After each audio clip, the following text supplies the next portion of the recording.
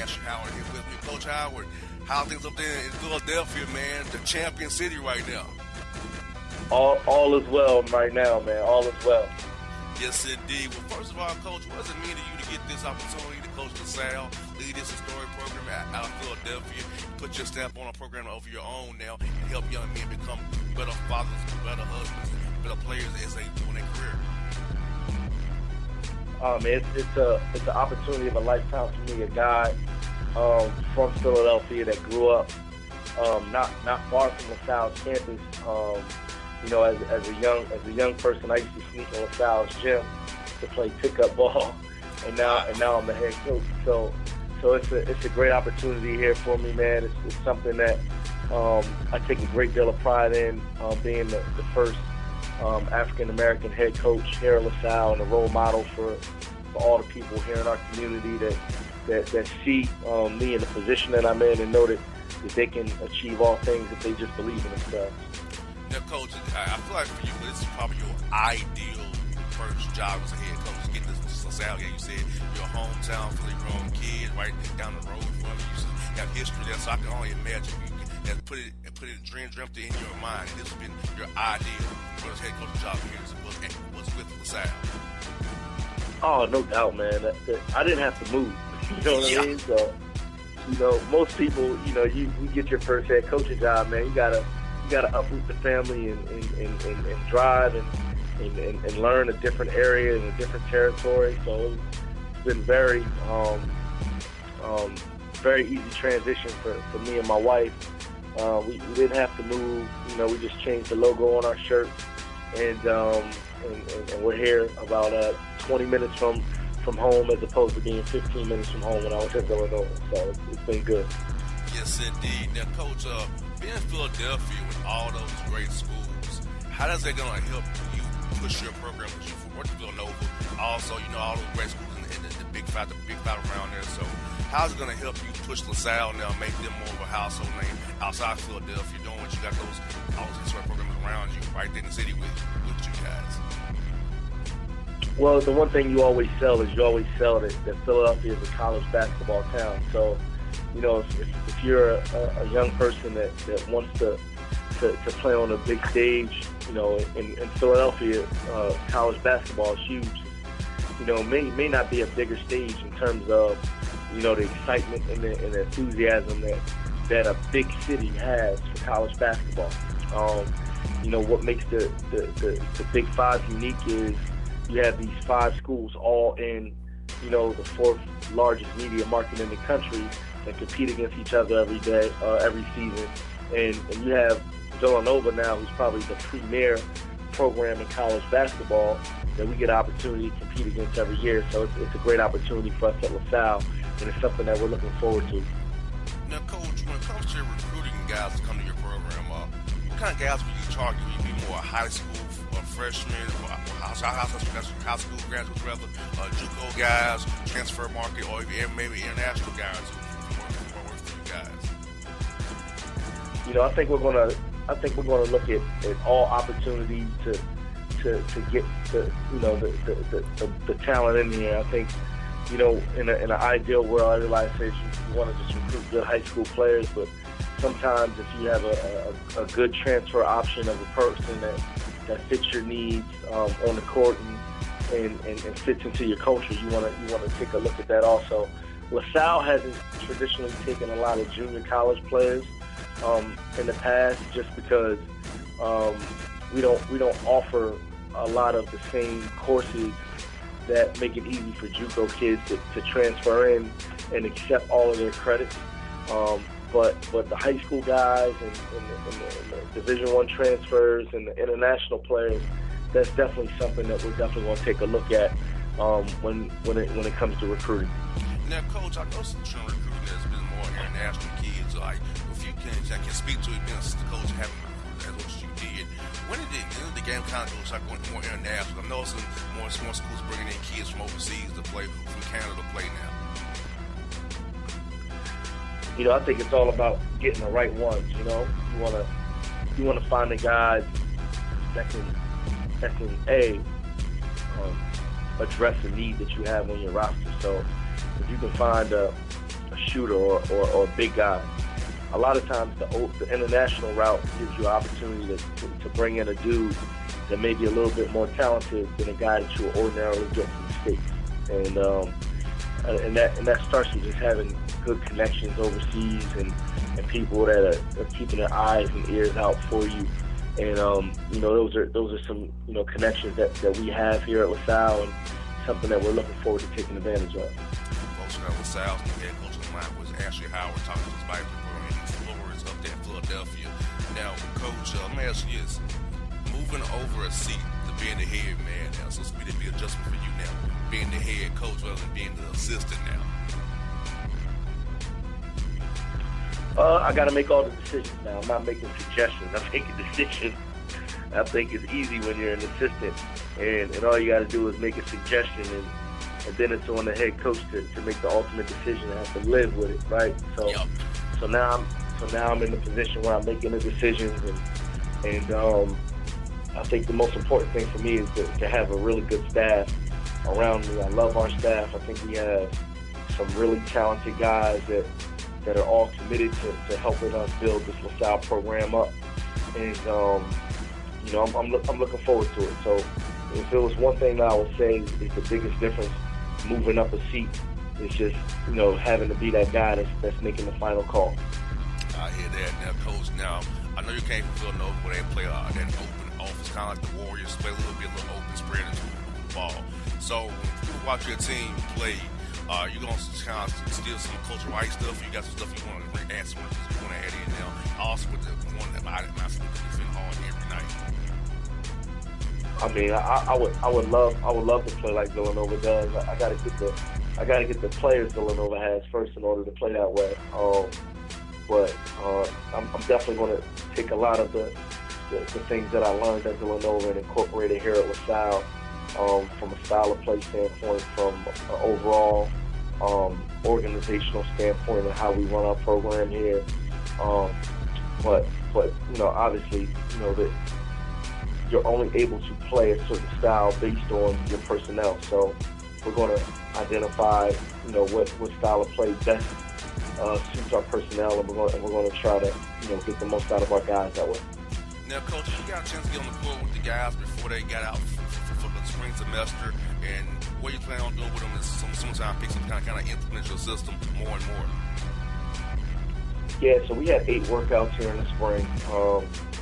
You're able to get 2 hours a week with your team. So we broke those workouts down in the 40-minute sessions, and we just really worked on our offensive concepts, and got a chance to get on the floor with our guys so they can get a feel for my coaching style, and get a chance to just learn some of my philosophies and technique, right? So it was a great spring. I felt like our guys got a lot better this spring. And then once we head into the summer, I think we're going to continue to add on to some of the things that we worked on this spring and have a gradual build-up heading into the fall. Yes, indeed. Now, Coach, non-conference schedule, kind of talked about with the Big Five. You kind of got that already built in for you right there at your own back doorstep. So outside the Big Five games you're going to play, how do you see yourself scheduling you guys going forward? I know it's kind of based on what kind of roster you may have, what the guys going to play. You're not thinking you'll be down or up. So how do you see yourself going forward with the schedule going forward after next year? Oh, honestly, I think we need to play a challenging schedule. The Atlantic 10 is a big-time conference, and we want to play a schedule that will help us prepare for Atlantic 10 play. But also knowing that the Big Five games are very competitive. And any given year, you can have 4 NCAA tournament teams right here at home in the Big Five. So you want to be strategic about not overloading your schedule in the non-conference, and having a mix of some easier, more winnable games. Just knowing that you'll have 4 challenging games in the Big Five, and then having at least 2 games where you're playing against some high-level BCS programs. So that's typically going to be our model.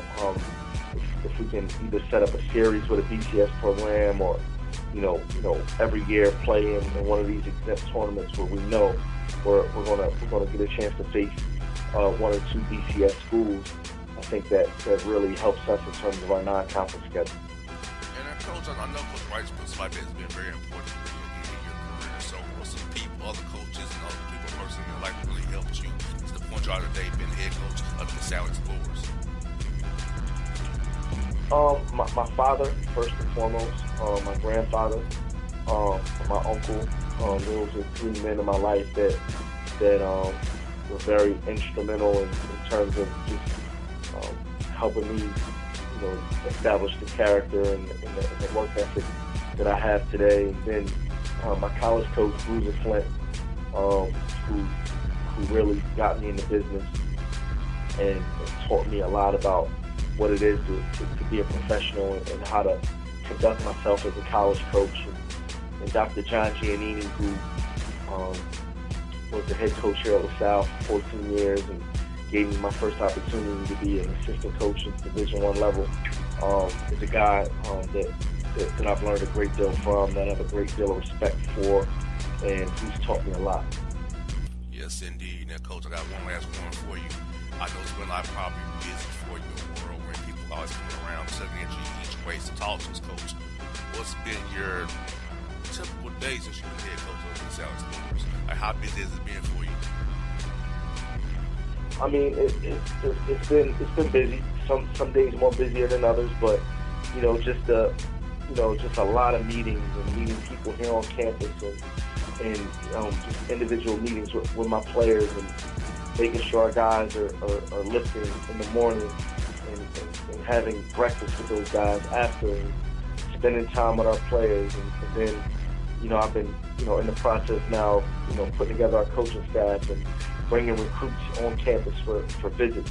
So it's been a whirlwind, man. It's been nonstop, but it's all good stuff, man. Being busy is a good thing, and I'm glad that we're hitting the ground running here at LaSalle, and we're really excited about the direction this program is going in. Amen to that, Coach. Hopefully I can come by and see you guys when Falcons play the Eagles opening night. So we'll be in town for 2 days. So hopefully I can come by and see you guys practice, see you in the office. Make sure you come see us, man. If you're in town for that Eagles-Falcons game, make sure you come see us. And I hope maybe we can go to that Eagles-Falcons game together. Hey, Coach, I'll be the sidelines. I work for that Falcons network, so I've been the sidelines. I just like to do for you, Coach. Get your pass for the field. I can get that done for you, Coach. I can do that for you. Yo, man, get that done for me, man. I love to be at that Eagles-Falcons game. Yo, Dell, it was live last year. It was cold, Coach, and mind you. I was on the sideline. I'm freezing my butt off on that sideline. I'm like, man, hey, listen, man, but you're talking about two of the best quarterbacks in the game right now. Yeah, they're right. Philly's own Matt Ryan versus Carson Wentz, man. It doesn't get much better than that. Yes, indeed. Hopefully we can see you guys in the playoffs as well again, because I feel like last year Julio got in the field with, but it's all good. Y'all beat the Patriots. It's all good, though. Hey, man, right now, we're on top of the hill right now, man. We're on top of the hill. Yes, indeed. Coach Howard, let's get that done for you, man. Hey, talk to you real soon. Have a great summer. I'll talk to you in the fall there, man. Awesome, man. Thank you. Thanks for having me. All right, folks. That's how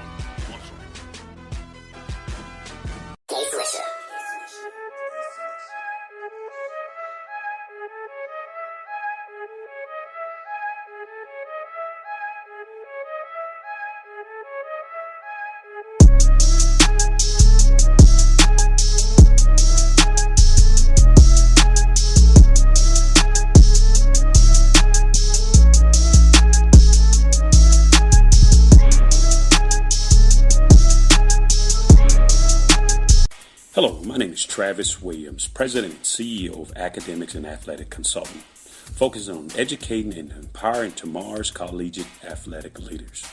My passion is for the education and genuine concern and care for today's student athlete. It's the centerpiece of my life's work. A college education, both in and out of the classroom, is a truly rewarding benefit. For more information on AAC, you can go to www.academicsandathleticsconsulting.com. Once again, www.academicsandathleticsconsulting.com.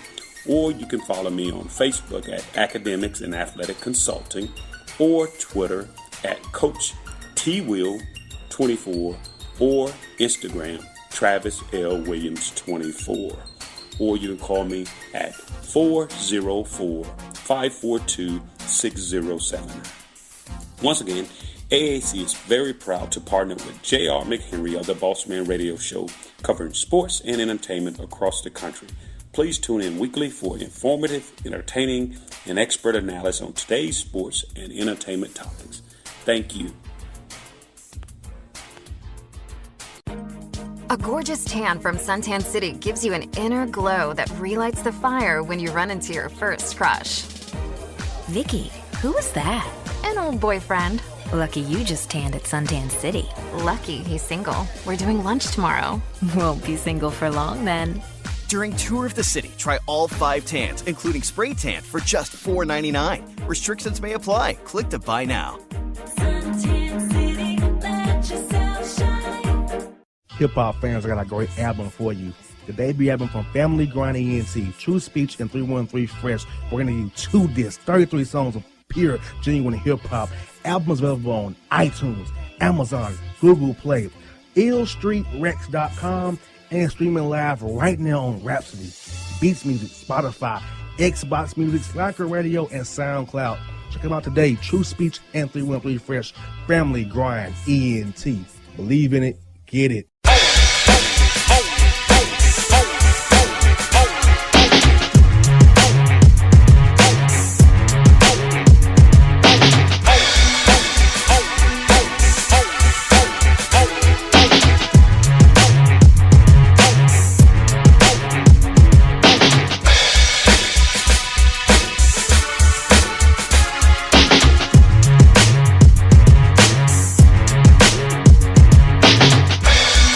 Back here on the JR the Bossman show, we have another new head coach for you. He coaches for the Incarnate Cardinals. Dr. Carson Cunningham on the Bossman show. Was Coach Cunningham, how things there in Texas, man? Is it real warm there already, man?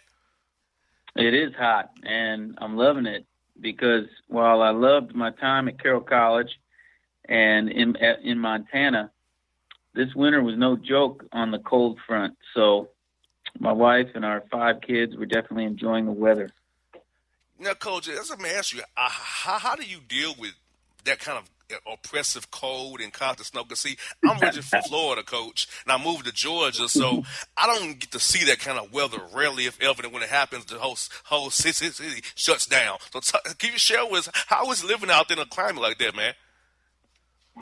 Well, I came out there for the hoops, and the great thing about the winter, if you're into basketball, is you're in the gym a lot. But I will tell you, it snowed it snows a lot, all right? But it probably snowed in October. Shoot, might have snowed in September. But it definitely snowed in early November, a good hard snow, and then there was ice. Now in Helena, Montana, they just put gravel down. They don't really plow too much, especially side roads, because it's going to be so much snow and ice. It's like, where do we even start? So they really just pack it all down. So you get a good hard snow and ice early November, and that didn't melt. And then you pack it on till late April. So Think about that. Coach, I'll tell you a quick story. We had an ice storm here in 2013, Coach. I didn't leave the house for 5 days. Okay? All right, well, in Montana, you wouldn't have left the house from early November to late April. Yeah, Coach, I live on top of a hill, and plus, I'm like, I'm not going out in this. I can't drive in snow and ice. I'm going to kill myself. So I stayed in the house for 5 days. Yeah, that's funny. Throw a little gravel down, and you're good. I'll remember that. I'm going to go to Lowe's or Home Depot and give me some gravel on reserve in case it snows here this year, which I hope it doesn't. But if it does, I'll be prepared for it. It'll get you a couple feet, you know. And then, but luckily they do have trucks, and they run the gravel around. They pack down all the snow and the ice, and it's no joke though. I had a little Honda Insight, and that thing was not made for Montana. I had some bungee cords holding up the bumper at the end there. Oh, so, wow, Cole, I can only imagine, man. I know you're happy to be in Texas. I was just there for the for the championship game, the Final Four game. I had a blast. I'm like, I like this town. So I know you and your family love the eateries, the river walking. It's probably good. You can sell the kids to come play in the Incarnate Word. You're in the Southland Conference, a conference that's growing. It's known for good basketball. You know, so you got good teams in the conference. You know, Stephen F. Austin, our new coaches in the conference. So I know you got to be happy about the opportunity being at Incarnate Word and in that conference. Oh, yeah, we're fired up. I'm very grateful. Really enjoyed Carroll College. It's an NAIA Division I school and had a blast. I came from the high school ranks. 4 years ago in 11 months, I was coaching high school basketball in Indiana. So to be here at an NCAA Division I school now at Incarnate Word, which has an unbelievable mission, founded by sisters, these nuns who originally in the 1860s risked their lives to come here and help with the cholera outbreak. And then they built orphanages and schools and the biggest hospital system in the Southwest, First Hospital in San Antonio, First Children's Hospital. Unbelievable Sisters of Charity, the Incarnate Word. So to be part of that mission here in a beautiful city by being part of the basketball program as the head coach, it's deeply moving. I'm excited. There's a lot of opportunity, but we have a tremendous amount of work to do. So that's also exhilarating and fun. Now, Coach, going from the NAIA level to D1, what's going to be the biggest adjustment for you, per se, in recruiting and coaching and learning how the business goes for us, the money and the budget? So what's the biggest adjustments for you do you think it's going to be for you going from NAIA to the D1 level here? Well, I'm going to find out. I don't know. But I can tell you a lot of the stuff is similar. First of all, the court's still, 50 feet wide, 94 feet long, and we got a 15-foot hoop, to the free throw line and a 10-foot hoop. So there's going to be a lot of similarities. In the NAIA Division I, you do soup to nuts virtually. I mean, you're, doing basically every element. So, I have a much bigger staff and budget. So one adjustment is I got to work on delegating. But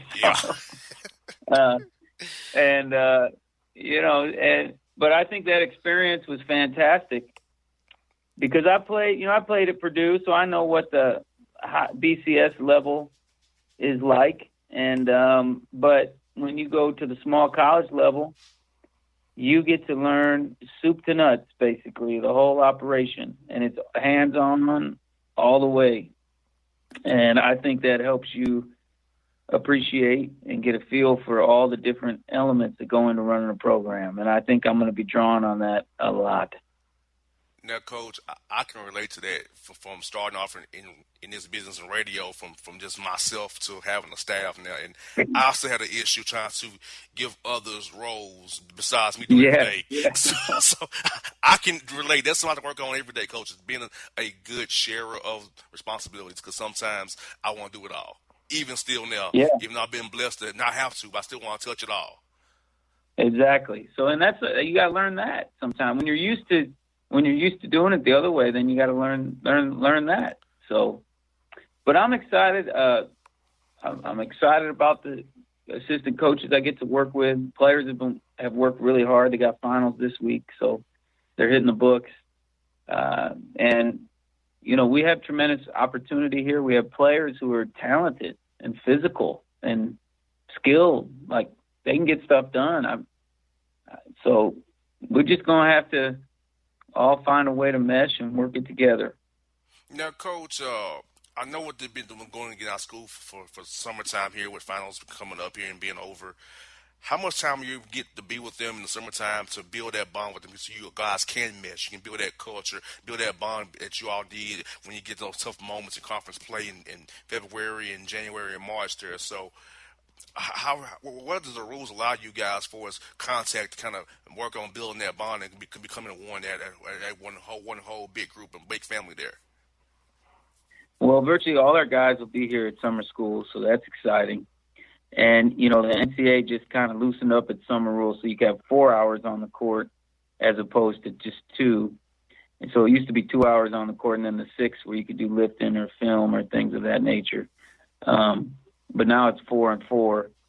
for 8 weeks in the summer. So that's certainly a great opportunity for player development and for bonding and for learning from each other. So it's certainly an important time for us. Now, Coach, for us recruiting, like I said, you got a big city, San Antonio, a great town, beautiful city. So you be trying to get more high school graduates? Are you looking for JUCO guys, transfer guys, maybe an international kid, or all of the above there? I'm very open-minded, but now there were 2 junior college players that were signed before I got here that are coming I'm excited about. And then there's one freshman who was signed before I got here I'm also very excited about. And then since taking the job, I've signed 4 freshmen, 1 from Atlanta. Nice. And, and then Florida, Indiana, and Ohio. So we got 1 more to sign. And I'm open-minded. I just want to find players that fit our cultural values, that embrace the mission of the University of the Incarnate Word, and who love basketball and can get after it. So really, I'm open-minded. Now, Coach, looking at how you guys are going to play this year, are you trying to play fast? Are you more of a traditional? Are you or are you moving towards, hey, we're going to just run 5 motion, be open, defend hard, and make plays that way? Well, I know it's cold in Helena, Montana, but I must admit the players I got to coach could heat things up in the gym. Now, there are 1,326 teams between all levels of NCAA and the Division I and II levels of the NAI. And for the past 2 years, Carroll led all 1,326 teams in effective field goal percentage. That includes the NBA, actually. Oh, wow. So it was pretty impressive, and I really give the players credit. People say, well, what'd you do? I don't know. I mean, Buck Finn says you borrow watermelons when he would, go to his neighbors and eat their fruit. But some people call that stealing. I steal, maybe borrow a lot of plays from a lot of people. So I said, what do you do? I don't really know what to say other than our guys shared. And so that's one thing we're going to try to do is share and see if we can get the guys to pass up good shots for better shots and see what happens. As far as pace, I'm going to try to adjust to what's in front of us. I mean, all things being equal, I'd love to play fast. This game is generally designed for speed and skillful action in a confined space with bursts of athleticism. Beautiful game. So if you can play it fast, that's awesome. But you got to look at your personnel, and then you got to look at your opposition and try to develop a plan that makes some sense. So that's what we'll do. And so I don't know yet, I guess. Gotcha. Hey, I understand you got to figure out what you have on the roster. So, like I said, it's good to have a plan of action, but you got to kind of work it to what you have. So, but I like that about you already, Coach, because some coaches I know, it's either their way or no way. They don't adjust to their personnel. They just going to do what they going to do. So the fact that you're open to seeing what you have didn't make up your mind, which shows you already that you have a mindset to be a good coach already. Well, I appreciate that. I hope you're right. We're going to find out here soon. Yes, indeed. Yes, indeed. Now, Coach, non-conference scheduling-wise, it's probably already done for you for this year. So are you looking to maybe when you get to go in there on your own for 19 say, hey, come, we'll play you, get guaranteed games, maybe a 2-for-1s here or there, or maybe somebody want to come down to San Antonio and play you guys. So you got a lot of schools in the area that you probably could play as well. So how you think you'll go about trying to get that non-conference done there, Coach? Yeah, well, scheduling's never easy. It was done before I got here for 2018-19, virtually done, about maybe a game or so, maybe like an exhibition. But, I'm going to certainly be willing to challenge us, but it's got to be within reason. I will certainly look for some marquee BCS caliber opponents because I think that's a great test for us, and I think it's a great excitement for the players, and it's a great thing for recruiting. And so, and then we're going to try to find home games. Everyone wants home games, and we're just going to be reaching out one thing is, we struggled a little bit last year. So I think people are going to maybe be willing to take our calls on the scheduling front. And when I initially got to Carroll, it didn't seem that hard to get a home game. But then I think we went something like 42-5 in our last 47 home games. So it got a little harder there down the stretch. I can imagine. I can definitely imagine that now, Coach. Now, man, I know you went to Purdue, and I want to get your opinion on who are some coaches and people in general who's really been a big help to you in your career to make you the coach you are today. Well, definitely Gene Cady, as far as how we structure practices. He had a very special ability to stamp his competitive personality on his teams. And we borrow a lot defensively, that's for sure, especially. On the offensive end, I don't know. Maybe we're a little new agey, but we do a lot of Spurs stuff, a lot of Brad Stevens stuff. Now, I had a good fortune of playing high school AU ball with Brad Stevens, so we're lifelong friends, and he's been very gracious in letting me borrow, shall I say, from his playbook. And I would say those offensively, those are probably the biggest influences right now would be the Spurs and the Celtics. Guys, now, Coach, 5-1 for you is this. I know you probably had a whirlwind, very busy since you've been the coach of Incarnate Word. So if you could share with us, give us a little insight on what has been like your typical day in the office as you said, been head coach of Incarnate Word. How crazy has it really been, Coach, for you? Is it like a 20-hour day, not enough to get stuff done that you just feel like, oh, I'm home. I still got to call another recruit here. How's it been for you, man? They're very busy days. There's no doubt about it. And my family just joined me here recently, and we just kind of closed on our house. So that's going to be nice to get some normalcy in that regard. But when they were still kind of wrapping things up in Montana, I was in the office 10, 11 p.m. or midnight. And who knows? I kind of look at it as try to work till you get the tasks done. And you do have to stop sometimes just because there's so many tasks right now. But eventually I think it'll slow down. Yes, indeed. Well, Coach, I definitely look forward to having you on the show again real soon, Coach. And when the Hawks come to San Antonio, hopefully you guys will be in town and come by and watch you guys practice and see. Hopefully, maybe you see you guys play depending on when it is. That'd be great. And we're excited about the future and the prospects for Incarnate Word. So hopefully you do get a chance to check us out, and please holler at me when you're in town. Yes, indeed, Coach. Coach, you have a great day, man. We'll do this again real soon, man. All right. Stay strong. Peace. Peace now.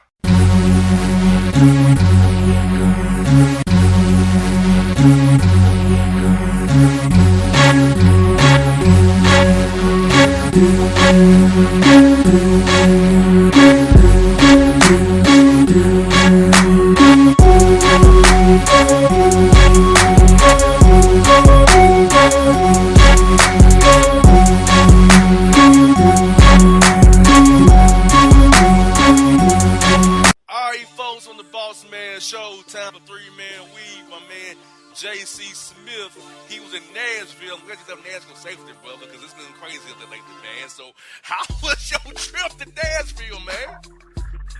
Hey, man, I'm thinking about moving, man.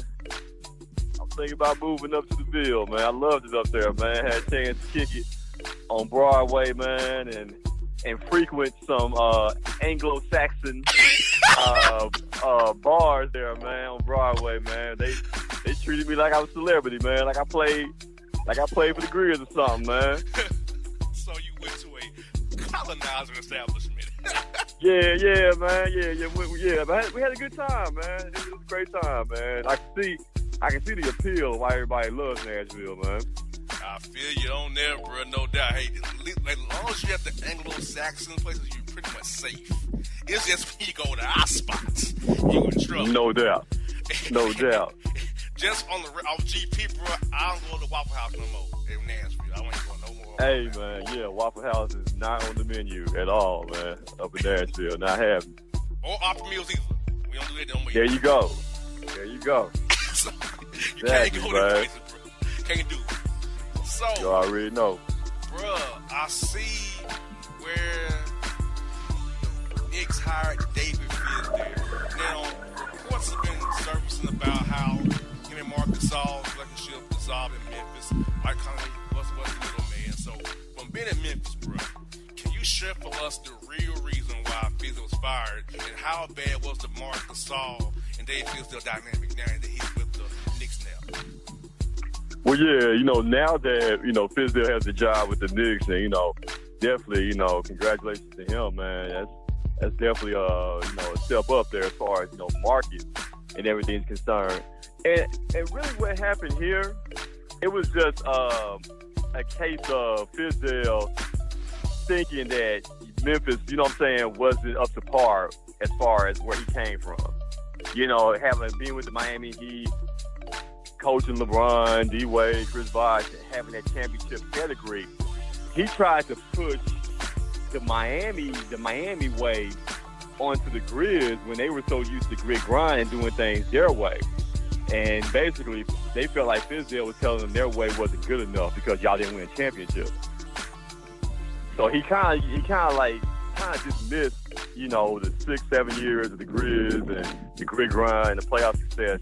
And he really didn't see it as much because he didn't see much of it because he felt like, hey, the Grizz didn't win a championship, so to hell with grit grind. And that's what really, the bottom line, will rub Marc Gasol the wrong way, is the fact that Fizdale didn't appreciate the culture and what was already established and what was already placed inside the Grizzlies locker room organization, man. He tried to bring Miami to Memphis, but it just didn't work out.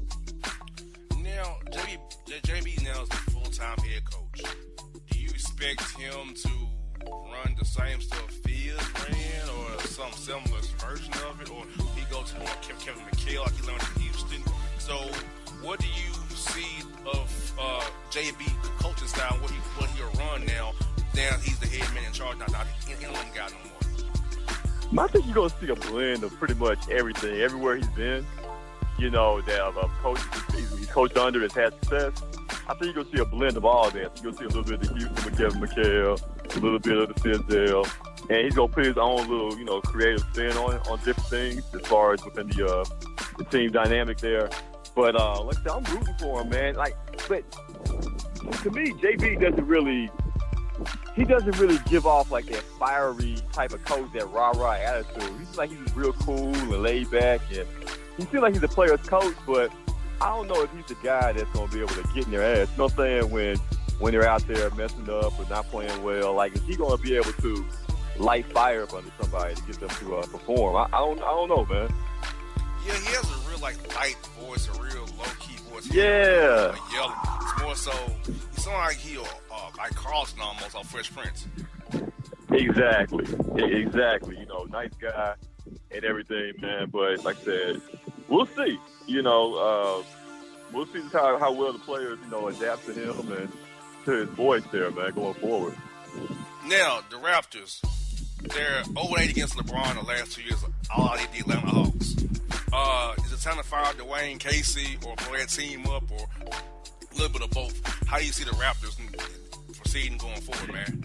Man, it's crazy to think that, as far as blowing up a 59-win team that was number one seed in the Eastern Conference, like, you don't blow it up. You just got to add to it, man, and hope that LeBron goes to the Western Conference next year.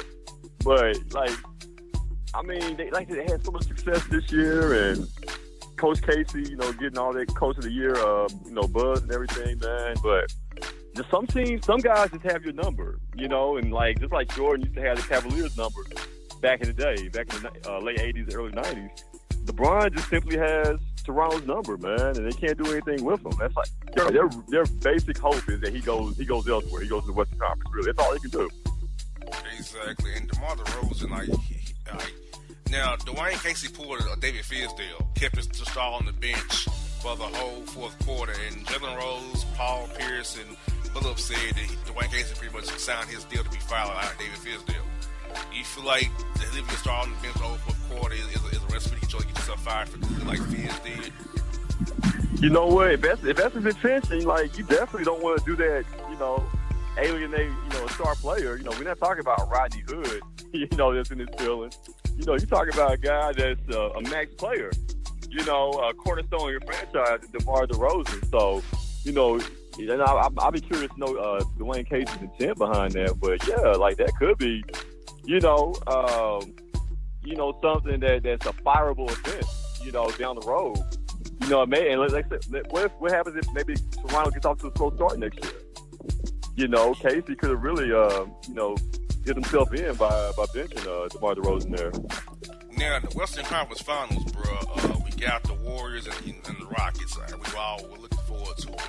And the Rockets have been talking about the Warriors. The Warriors confident, like, man, look, we ain't worried about y'all.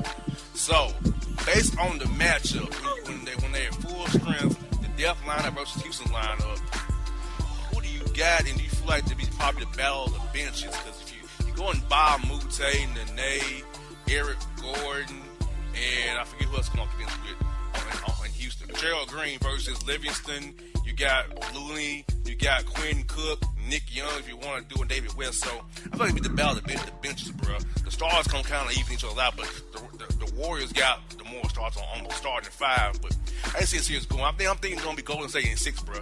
That's how I'm feeling right now about it. Man, I feel the same way. Golden State, I think Houston going to give them a run for their money, but Golden State, like, they're too deep. They're too deep on the bench, and it's going to take, Houston's bench playing lights out to be able to overtake the Warriors in a 7-game series, man. It's going to have to be an unsung hero that's going to have to step up on a nightly basis for the Rockets in order for them to have a chance, man. But Golden State, like I said, it's just their time right now, man. And like I said, I think it's definitely huge for Chris Paul to finally get to a conference final. But I don't see Houston advancing to an NBA final. As long as Steph Curry is back, he's looking like he's back healthy now.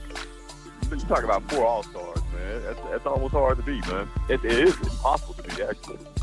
Now, Matt Ryan, he got a new deal here in the Falcons, bro. He got 6 years, $150 million of total value of the contract with $28.2 million over 6 years.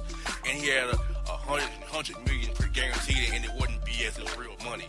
He $100 million guaranteed. So, if you're Aaron Rodgers, seeing the Matt Ryan contract, you tell the Green Bay Packers to do me a new deal now, or since he signed that deal on 13 undervalued, not realizing the cap was going to spike.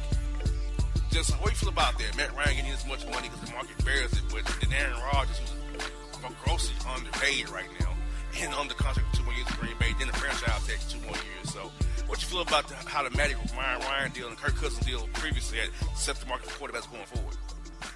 Man, look, if Matt Ryan's worth $150 million and the Kirk Cousins guaranteed money, fully guaranteed contract, Aaron Rodgers got to be worth what? At least $175 plus ownership.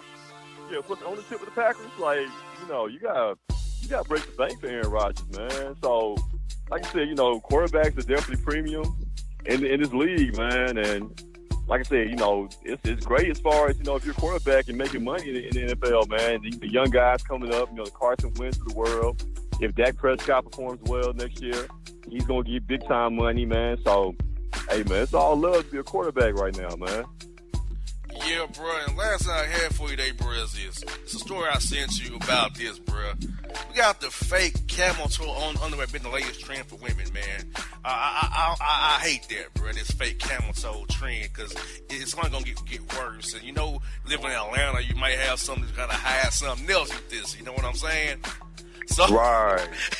I see it from that perspective, bro. I don't see that the women are trying to fake you with the funk, because I don't really care about your camel toe. I care about something else besides the camel toe. So, but yeah. I feel like they gonna try to use the trick you now with the camel toe. They don't tuck it in and trick you with it now. Right. There's definitely concern being down in Atlanta. I'm with you on that. But I never understood the appeal of that anyway. Like, all right, like, I don't give a damn.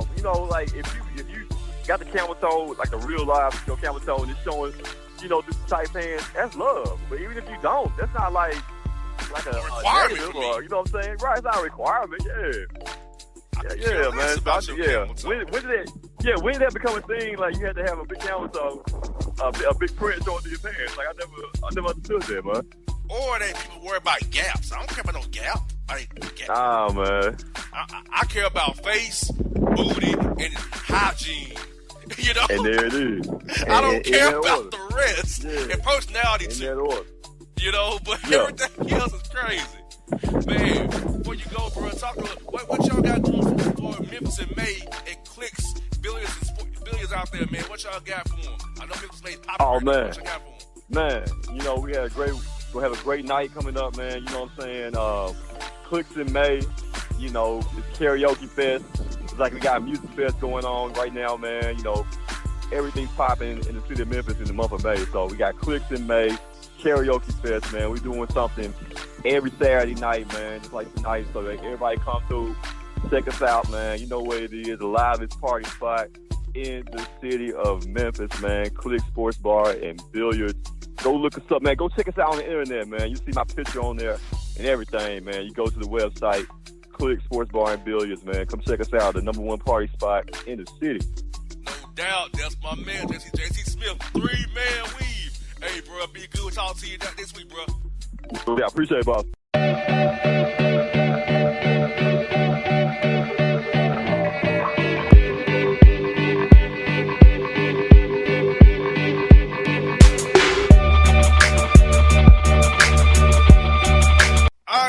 Back on the Bossman show, time for this week's reality report with our reality insider, Jay Monique. What's good, Jay? How's life in Florida? Is it hot as hell? It's sunny? Are you keeping fools in Miami out of jail? Talk to me. Miami out of jail? Well, it is hot down here in Florida.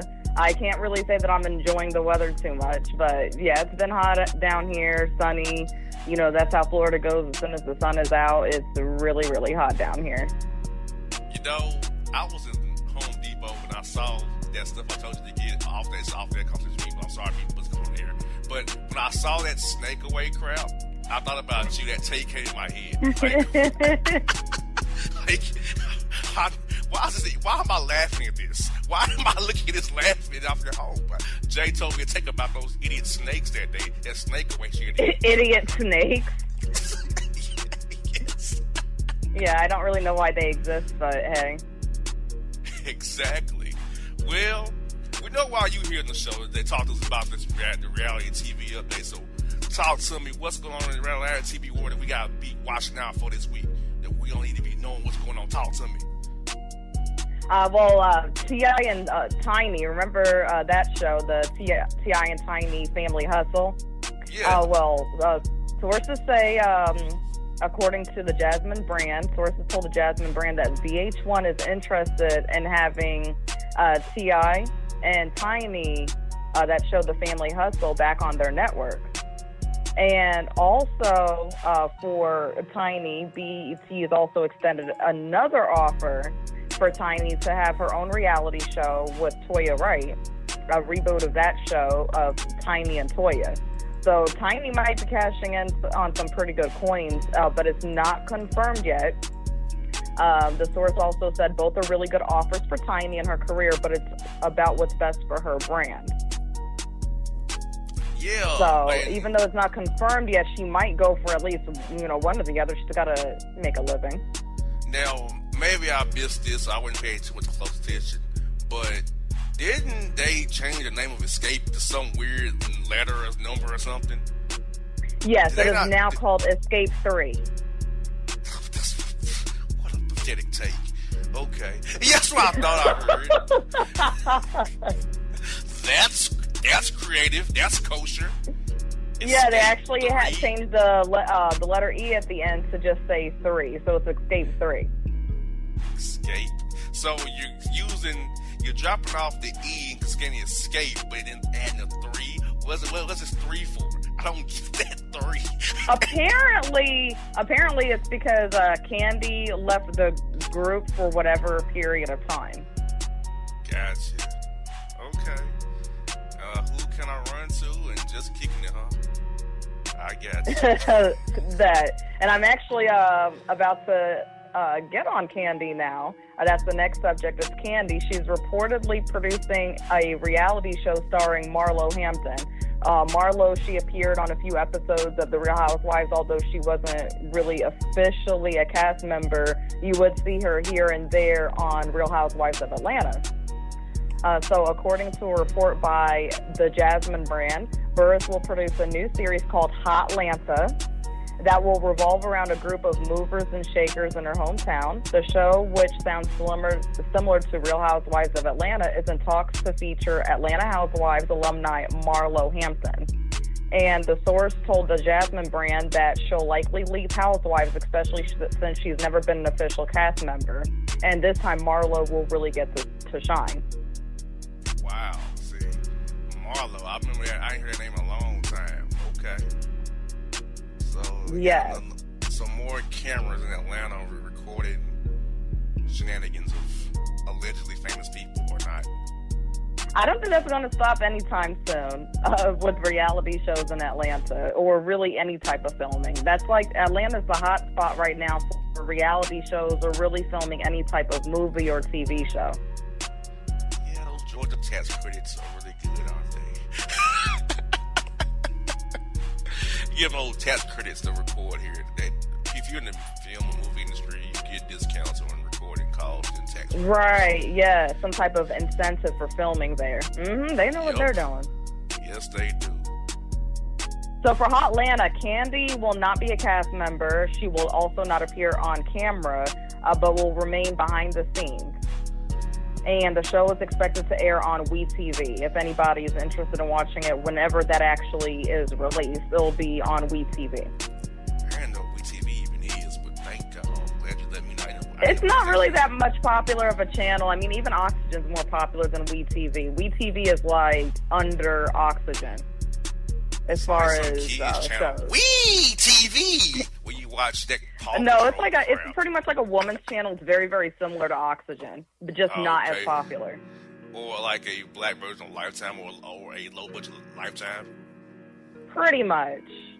I don't know why she chose WeTV. I mean, I don't know. I'm not knocking anybody. I don't know why she chose that platform for Hotlanta when there's other platforms such as VH1 or even Bravo, where Real Housewives is at, or MTV or one of those more popular mainstream stations. Yeah, you got that right.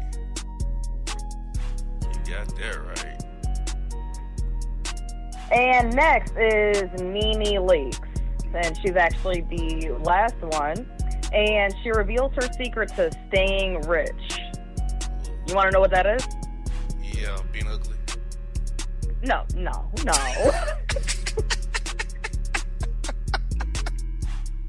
Her secret to staying rich is the dollar store. According to Page 6, Nene Leakes always used to go around saying that she's a rich bia. But she also happens to be very frugal. So she's very economically savvy. And she said, I go to the dollar store. I love it there. I really wish I could open one up. And she isn't just buying any old item from the dollar store. She's headed straight for the tableware. If you want some good wine glasses, you go to the dollar store. That's what she said. Most wine glasses are very thin and break when you put them in the dishwasher, but she said the dollar store has some thick ones, the same with your typical martini glasses. And also she'll also grab other tableware stuff like plates and stuff like that, and then when she goes to check out, the cashier is looking at her kind of weird, like, OMG, that's Nene Leakes, like wondering what she's even doing there.